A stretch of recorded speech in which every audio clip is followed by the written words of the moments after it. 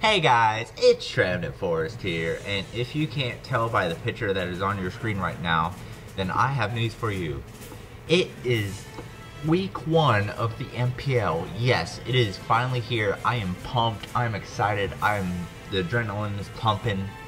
Unfortunately, I was not able to live record it. I want to do a live recording, but unfortunately, by the time I thought about it, it was too late. But we can't focus on that. We can still get excited, even though it will be a replay and not the live battle.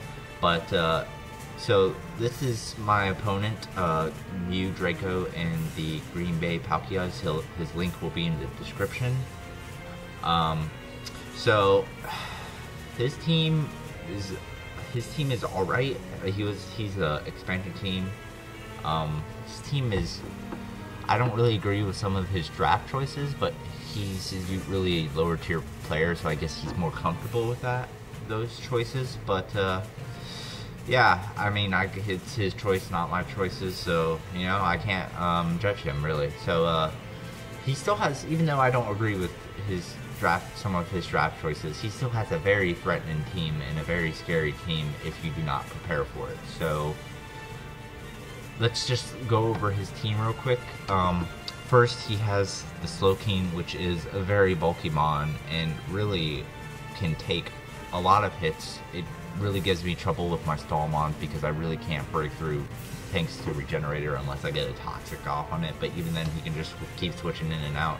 So to deal with the Slowking, I would have to just Toxic it and kill his other things. And then Crocodile, which is a very threatening thing. It could be Banded, it could be Scarf, it could be Life Orb, it could be Leftovers, it could be Sub, it can be defensive, it can have rocks, knock off, all that's probably his most threatening thing.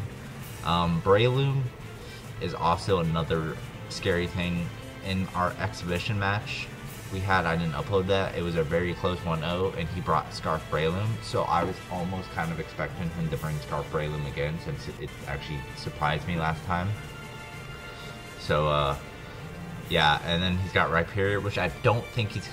Okay, let me just go over the things I don't think he's going to bring. I have Starmie, and since I have Mega Charizard X, and it does a lot to his team, I'm thinking he knows I'm probably going to bring Starmie, because he knows I'm going to bring Charizard X, and because Starmie also not only rapid spins away but does a lot of work, I feel like he's not going to bring Rhyperior or even Flygon, because he already has 2 possible Scarfers and Krook and Breloom, and I think Flygon would just be dead weight at this point. Another thing I don't think he would bring is Dusclops, because I have Machamp to absorb status, so yeah, he doesn't want to give me Guts Boost, and I can just knock off his item too, and I can Toxic because it has no way of recovering.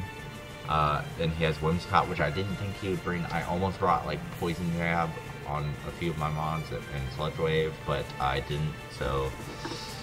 But luckily he didn't bring it, so like, I was right on some of my predictions. I mean, I thought maybe, out of all the things I thought he would bring, I thought he would bring Whimsicott, but luckily at the last minute I was like, no, I don't really need poison moves because I had steel moves and fire moves already, so I was pretty accurate on my predictions. I didn't think he would bring Mega Houndoom because it just died to Charizard once it set up a DD, or so he thought set up a DD.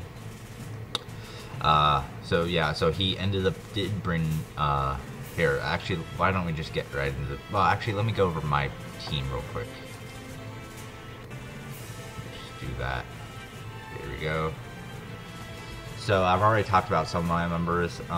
Cresselia, Umbreon, Aromatisse, and Registeel, and Alomomola are all big stall walls that he just doesn't want to deal with. So, he didn't really want to bring walls or things that hit light, like Flygon doesn't really hit that hard, even if it runs like Bandit or Adamant Scarf.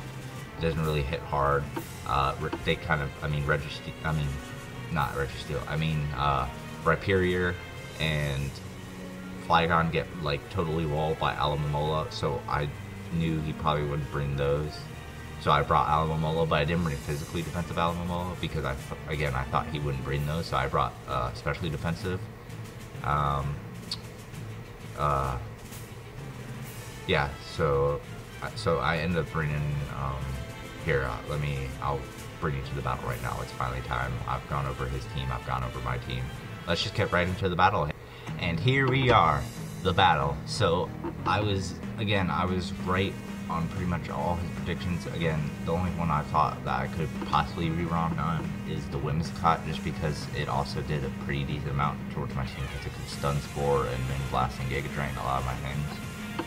But he didn't bring it because I guess I had so many things that dealt with it that he didn't want to risk bringing it, because then it would just be kind of fodder. But yeah, so I brought let's see. Okay, let's go into what I brought. I brought Adamant, basically just kind of standard spread of Adamant, bulky, Machamp.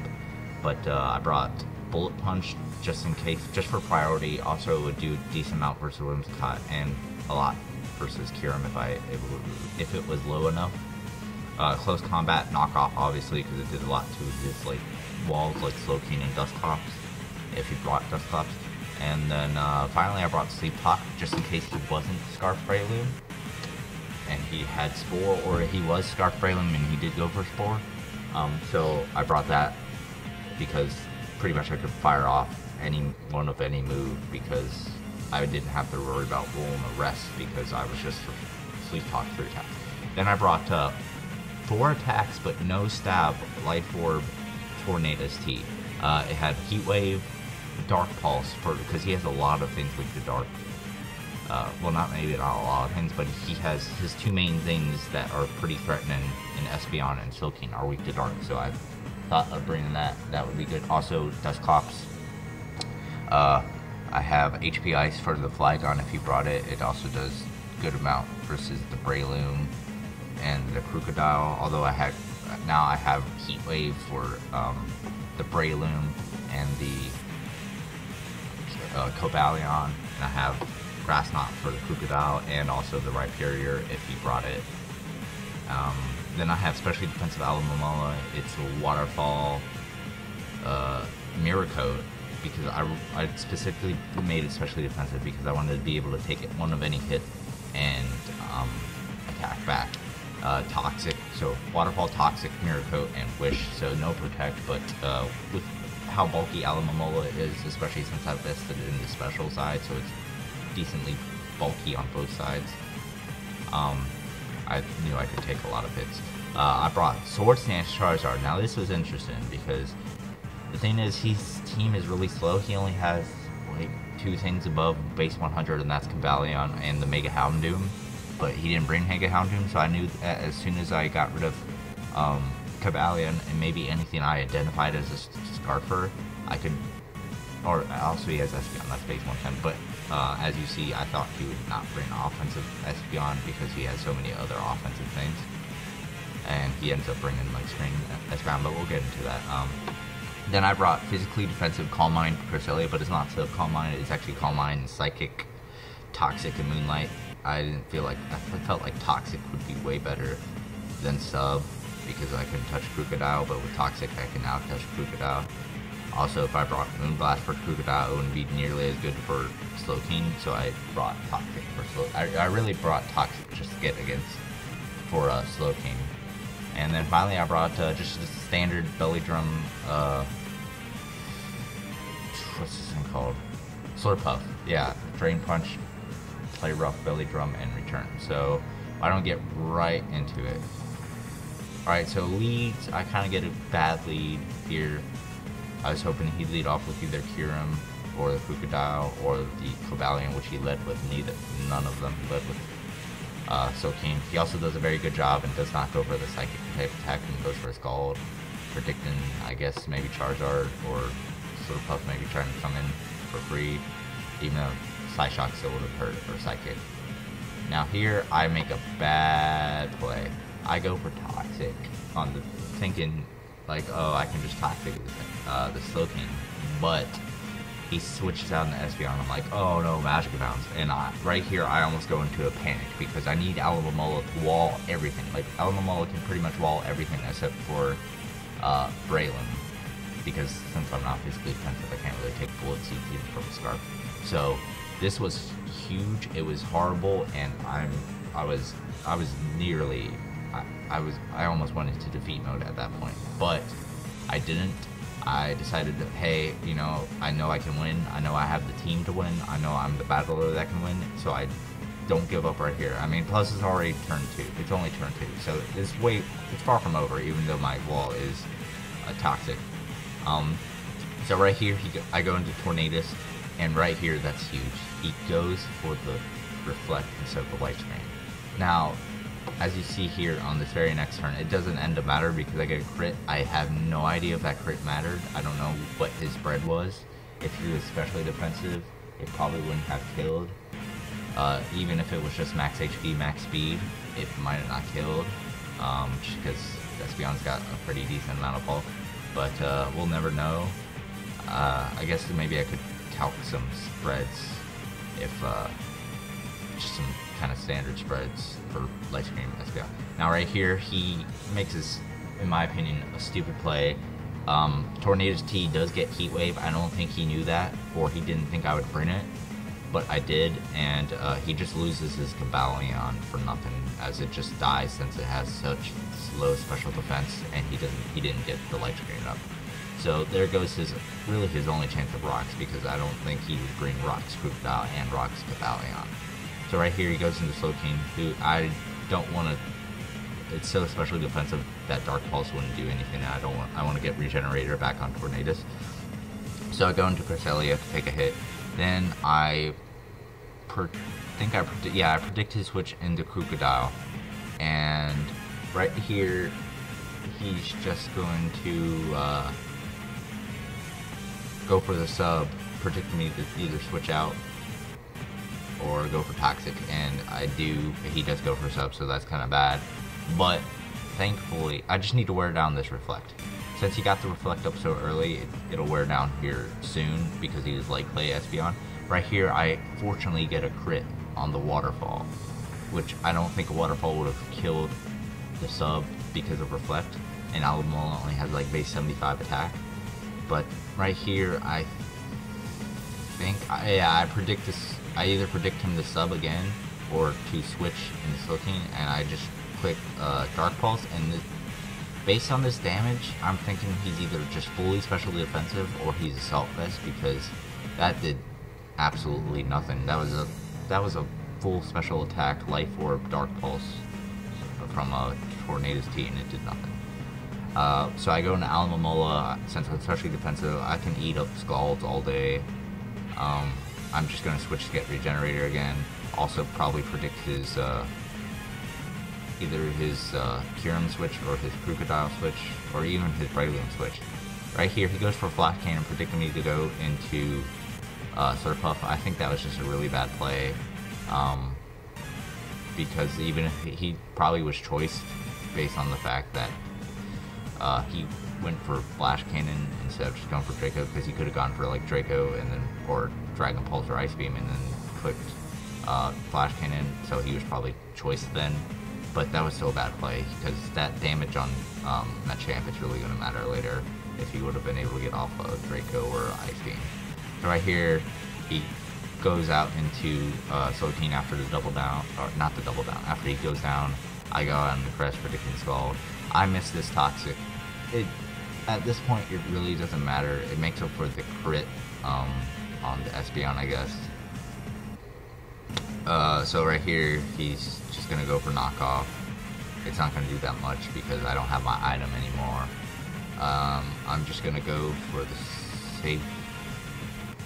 I think I go for Waterfall. Yes, I do. I go for Waterfall just for damage on the Krook because I don't want him setting up another sub. But I guess he predicts that and just goes into Breloom, predicting my Waterfall. But I predict him to go for Spore maybe, but he actually goes for a Rock Tomb. I guess predicting my Charizard, which is a really good play by him. But except I go into Machamp instead because I was predicting Spore.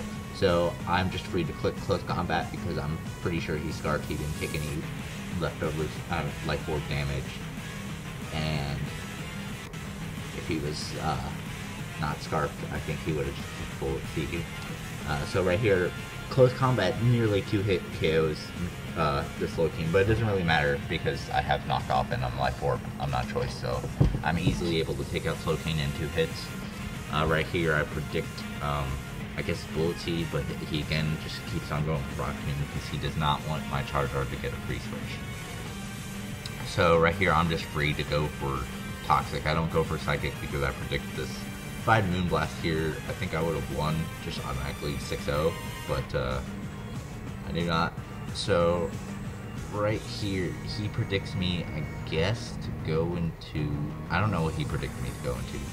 He had Sub Punch, which is pretty cool, but I knew I could live a knockoff from there because I'm physically defensive, and I knew I could just Moonlight up and eventually his knockoffs wouldn't do anything after that because even though they were super effective stab, they were only going to be 65 base power before stab instead of 97.5 or 98. So right here he predicts my, I guess my switch and goes for a sub as I go in to Slurp Puff. And I'm just gonna, I can't really click Belly Drum at this point. I don't even need to click Belly Drum because I can get my Unburden after this Earthquake thanks to my Citrus Berry. And I can click Drain Punch. And right here I have my Unburden. I definitely outspeed Scarf Railin by miles, but you'll see that he was right because he was, in the beginning, before this match, he was like, oh, you're not going to 6-0 me, stop saying that. I'm like, yeah, I am, I'm going to 6-0 you. And it turns out he was right because I missed a play rough. And my friend Togabor, coach of the Portland Timbers, actually called that. Not only did I miss my play rough, but he gets 4 hits on the Bullet Seed instead of 2 or 3, and that's able to take me out. I guess that makes up more for the crit on Espeon. That crit on Espeon really mattered probably because he would have been able to get both screens, and that would have changed the game dramatically. But here I just go into Charizard because he's Scarfed. He hasn't switched up moves. He hasn't shown an item, so I just go for Fire Punch to finish off the game. And yeah, that will be the game. A 5-0 in my favor. Week 1, that's nice. That pretty much guarantees me, in my opinion, a spot as #1 in our conference. Right now, I'm the only person that has played in my conference. I think I'm the Luxury Conference, I believe. And I'm the only one, but I can still say I'm still saying that I'm probably going to be #1 after this week, just because the other people in my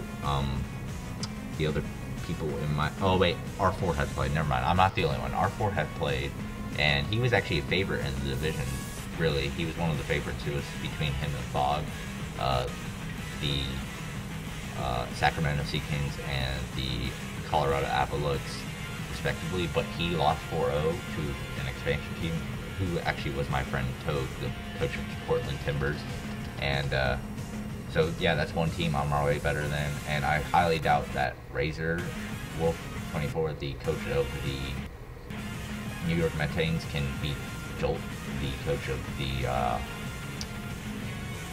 Toronto Star Raptors, more than a 4-0, just because Toronto Star Raptors, even though their expansion team they have a really good team. They have a good defensive core, a really good offensive core.